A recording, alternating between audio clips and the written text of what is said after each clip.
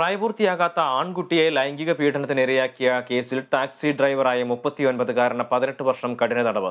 തൃശൂർ ചാവക്കാട് അഞ്ചങ്ങാടി വലിയപുരയ്ക്കൽ വീട്ടിൽ ഇസ്മായിലിനെയാണ് കുന്നംകുളം പോക്സോ കോടതി ശിക്ഷിച്ചത്. Kunnamkulam fast track special POCSO കോടതി ജഡ്ജ് എസ് ലിഷിയാണ് ശിക്ഷ വിധിച്ചത്. 18 വർഷം കഠിന തടവും 33,000 രൂപ പിഴയുമാണ് ശിക്ഷ. 2019 ഫെബ്രുവരിയിലാണ് കേസിനാസ്പദമായ സംഭവം. 7ാം ക്ലാസ്സിൽ പഠിക്കുന്ന ആൺകുട്ടിയെ വീട്ടിൽ ആരുമില്ലാത്ത സമയത്ത് അതിക്രമിച്ചു കയറി ഫോണിൽ അശ്ലീല വീഡിയോ കാണിച്ച് പ്രകൃതി വിരുദ്ധ ലൈംഗിക പീഡനം നടത്തിയെന്നായിരുന്നു കേസ്. ചാവക്കാട് പോലീസാണ് കേസ് രജിസ്റ്റർ ചെയ്തത്. വിചാരണഘട്ടത്തിൽ പ്രോസിക്യൂഷൻ 24 സാക്ഷികളെ വിസ്തരിക്കുകയും 19 രേഖകളും തൊണ്ടിമുതലുകളും ഹാജരാക്കുകയും ശാസ്ത്രീയ തെളിവുകൾ നിരത്തുകയും ചെയ്തു.